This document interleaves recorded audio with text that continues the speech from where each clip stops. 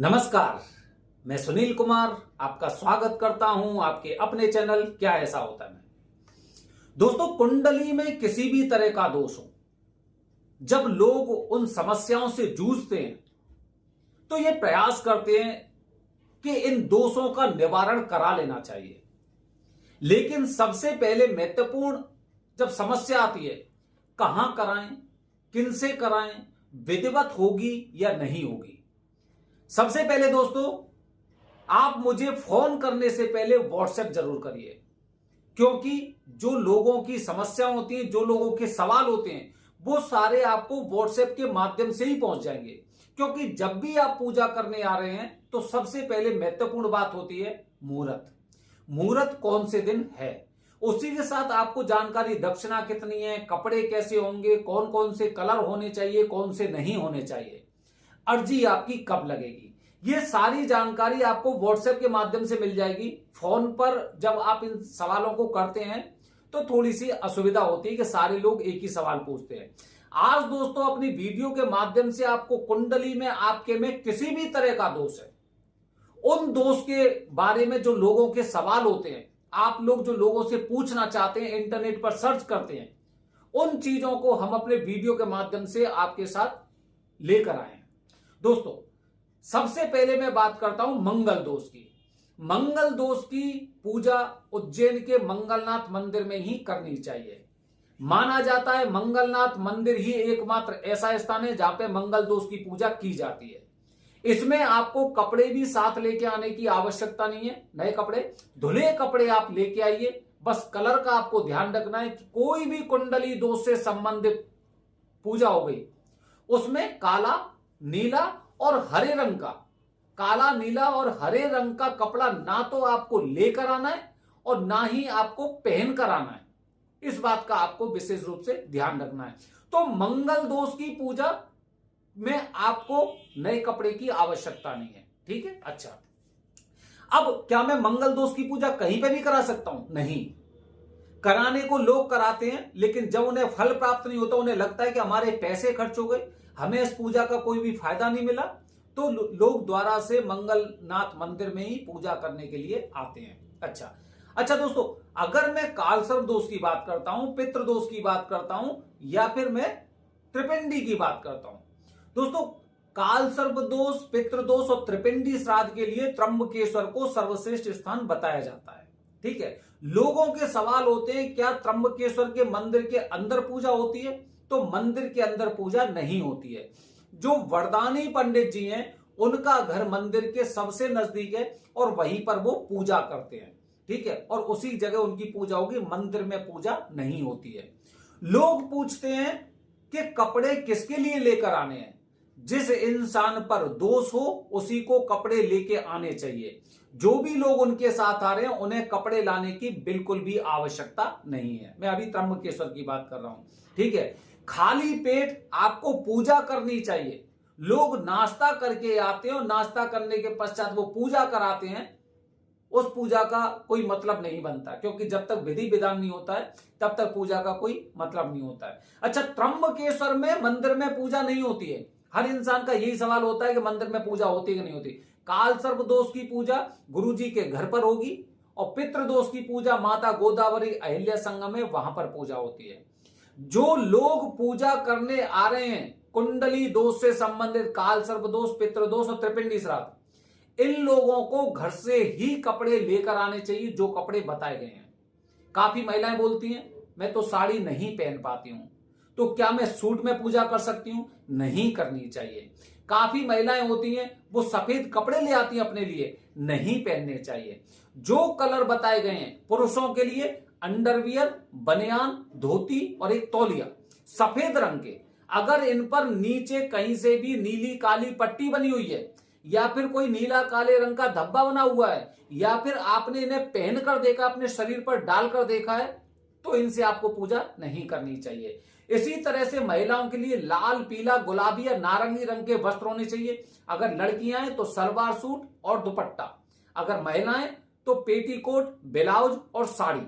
लाल पीले हरे, लाल पीले नारंगी और गुलाबी रंग के होने चाहिए। काले नीले और हरे रंग के वस्त्र नहीं होने चाहिए किसी के भी, ठीक है। ये होने चाहिए। महिलाएं बहुत सी देखी हैं जो ब्लाउज को चेक करेंगी मेरी फिटिंग का है कि नहीं है, या फिर अपने पेटीकोट को चेक करती हैं। बिल्कुल मत करिए, शरीर पर डाल के भी आपको नहीं देखना है। अगर मैं उज्जैन की बात करता हूं दोस्तों, तो उज्जैन में महाकाल मंदिर में ही पूजा होती है। कपड़ों का विशेष रूप से ध्यान रखना है कि कपड़े आपके इस तरह के होंगे। मंदिर में ही पूजा होती है। त्र्यंबकेश्वर में और उज्जैन में अंतर यह होता है कि त्र्यंबकेश्वर में गुरुजी अपने घर पर पूजा कराते हैं और महाकालेश्वर में आपकी गर्भगृह के पास पूजा होती है। दोस्तों, जैसे आपने देखा होगा कि जो कर्क रेखा होती है, कर्क रेखा ठीक उसी जगह से गुजरती है, ठीक उसी जगह से गुजरती है जहां पर भगवान शिव जी का महाकालेश्वर ज्योतिर्लिंग है। तो इसी ज्योतिर्लिंग में मान के चलिए ज्यादा से ज्यादा 10 या 15 मीटर की दूरी पर, 10 मीटर की दूरी पर ही आपकी पूजा होती है। और माना जाता है कि यहां पे कराई गई पूजा से इंसानों को, लोगों को सर्वश्रेष्ठ फल प्राप्त होते हैं, ठीक है।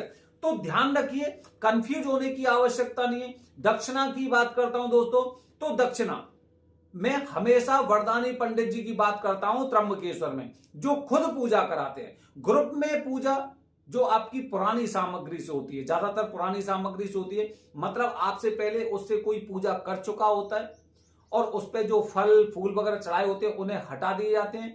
फिर दूसरा इंसान वहां पे बैठता है, फिर उन्हीं से वो पूजा करते हैं। वो 3,500 रुपए के आसपास की पूजा होती है। अगर मैं अकेले पूजा की बात करूं कि ये तो आपकी ग्रुप में हो गया, अकेले में अगर इसी सामग्री से, पूजित सामग्री से अगर मैं बात करता हूं, तो ये पूजा करीब आपकी 7,000 रुपए की होती है।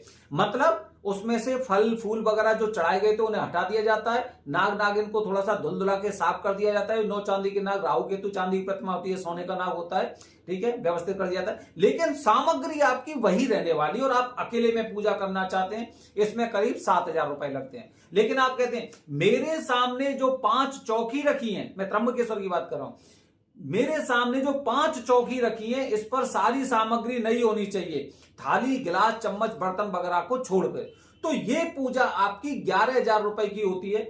और इसमें 9 चांदी के नाग, राहु केतु की चांदी की प्रतिमा, सोने का नाग भी नया होता है, ठीक है। ये आपकी पूजा होती है, तो ये इसकी दक्षिणा 11,000 होती है। इसी तरह से दोस्तों, जो पितृदोष की पूजा करते हैं, पितृदोष की पूजा अगर आप ग्रुप में करते हैं, इसमें नई पुरानी सामग्री का कोई रोल नहीं होता है। इसमें अगर आप ग्रुप में पूजा कर रहे हैं तो 8,500 की पूजा होती है। और अगर आप अकेले में पूजा करना चाहते हैं तो ये पूजा 21,000 रुपए की होती है। दोस्तों, अंतर थोड़ा सा इसलिए भी होता है क्योंकि ग्रुप में पूजा ज्यादातर गरीब लोग ही ग्रुप में पूजा कराते हैं। अमीर लोग जो सही पैसे वाले होते हैं वो कभी ग्रुप में करना पसंद नहीं करते, क्योंकि काफी उन लोगों ने हमें अपने अनुभव भी बताए हैं।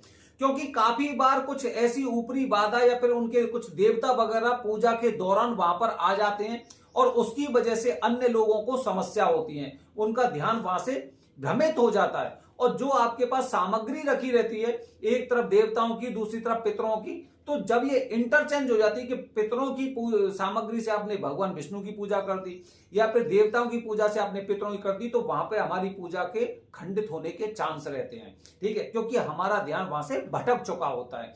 दूसरी बात, काफी लोग बताते हैं कि जब वो गुरुजी बोलते हैं कि अपने गोत्र का उच्चारण करते हो, सब लोग अपने अपने गोत्र का उच्चारण करने लग जाते हैं, ठीक है। इसकी वजह से उन्हें उस तरह का फल प्राप्त नहीं होता, ऐसा उन्होंने बताया। इसलिए वो ये सोचते हैं जैसे ही गुरुजी हमारे साथ हमारे गोत्र का उच्चारण करते हैं तो उस पूजा के हमें बहुत अच्छे फल प्राप्त होते हैं। हालांकि ये दोनों ग्रुप पूजा या प्राइवेट पूजा है, इसमें रहना खाना 2 लोगों के लिए इसमें शामिल होता है और वरदानी पंडित जी खुद ही पूजा करेंगे।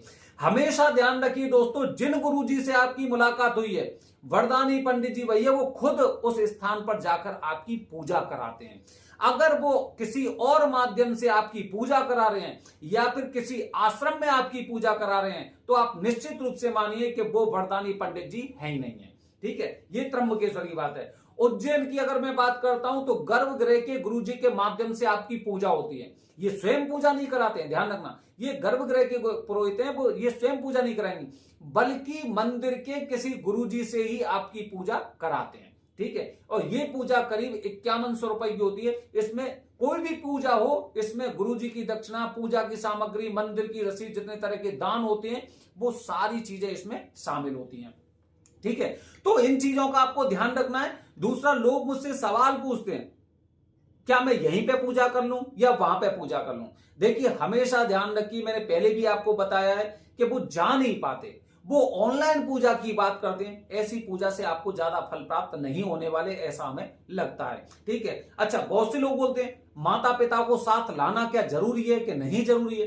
दोस्तों, माता पिता अगर आते हैं अच्छी बात है, अगर किसी कारणवश नहीं आ पा रहे हैं तो कोई समस्या वाली बात नहीं है उसमें। ठीक है, तो कभी भी इन सब चीजों को मत सोचिए। काफी लोग बताते हैं, मुझे फोन करते हैं कि उसने बताया कि उसके मामा को साथ जाना चाहिए कालसर्प दोष के निवारण के लिए, कोई कहता है कि भाई इसके साले को साथ जाना चाहिए, कोई कहता है मेरे जीजा को साथ जाना चाहिए, कोई कहता है माता जी को साथ जाना चाहिए, और कोई कहता है मेरे जीजा को साथ जाना चाहिए। हर हिंदुस्तान के अलग अलग प्रांत में अलग अलग मान्यता है, बल्कि जब आप पूजा करने आएंगे तो आप देखेंगे ऐसा कुछ भी नहीं है। जिस इंसान पर दोष हो उसे जरूर आना चाहिए। ऑनलाइन पूजा के चक्करों में बिल्कुल मत फंसिए। तो दोस्तों, कपड़े हमेशा घर से ही लेकर जाने हैं, जो रंग बताया गया उनका ध्यान रखना है, और अर्जी घर से निकलने से 2 दिन पहले आपको लगानी है। और ये अर्जी आपकी तभी पूरी होती है जब आपकी पेशी होती है। गुरुजी पेशी की विधि बताते हैं। जब ये अर्जी के साथ पेशी होती है तभी आप ये मान के चलिए कि आपकी पूजा एकदम सही डायरेक्शन में चल रही है।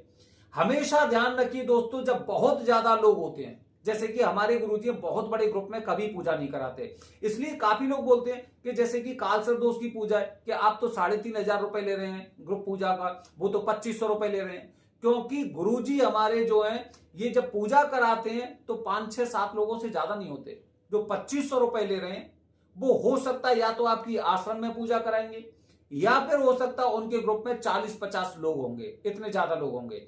ठीक है, तो आपको पता ही नहीं चलेगा कि आप पूजा करने वाले हैं या फिर क्या कर रहे हैं। तो दोस्तों, इस तरह की छोटी छोटी जानकारी हमेशा अपने पास रखिए।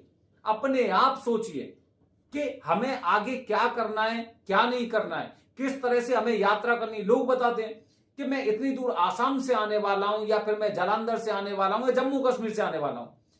अर्जी के पश्चात आपको लहसुन प्याज और मांस मदिरा का सेवन तो करना ही नहीं है। अब ट्रेन में आपको बिना लहसुन प्याज का खाना कैसे मिलेगा। तो सलाद के रूप में मत खाइए, सलाद के रूप में उसे खाने को मत खाइए। अगर जो भी खाना मिल रहा है उसे भगवान शिव जी की इच्छा जानकर खाइए। दोस्तों, हमेशा इन सब चीजों को, छोटी छोटी बातें हमें भी ध्यान रखनी चाहिए। जो चीजें बताई गई हैं, शॉर्टकट किसी चीज का मत अपनाइए। अगर कोई भी, आज उज्जैन का मंदिर महाकाल का जो गर्भगृह वो बंद है आम लोगों के लिए, लोग फिर भी लोगों से बोलते हैं, त्र्यंबकेश्वर में बोलते हैं कि हम आपके द्वारा भगवान शिव जी पर जल अर्पित करवाएंगे, और नहीं करवाते। वो क्या है, संकल्प के अनुसार लोटा ले लेते हैं और जल को वो अपने यजमान को देने के पश्चात और खुद चढ़ा के आते हैं। तो इस तरह से झूठे लोगों के संपर्क में मत पड़िए।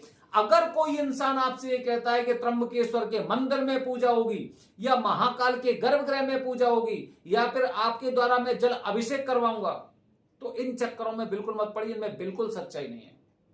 अगर आपको इन बातों पर यकीन नहीं है तो त्र्यंबकेश्वर में जाकर देखिए, आम इंसानों का प्रवेश वर्जित है। बाकी मर्जी आपकी, क्योंकि जाने वाले हैं आप। अंत में दोस्तों, फोन करने से पहले सिर्फ व्हाट्सएप करिए, फोन मत करिए। हर हर महादेव, हरिओम।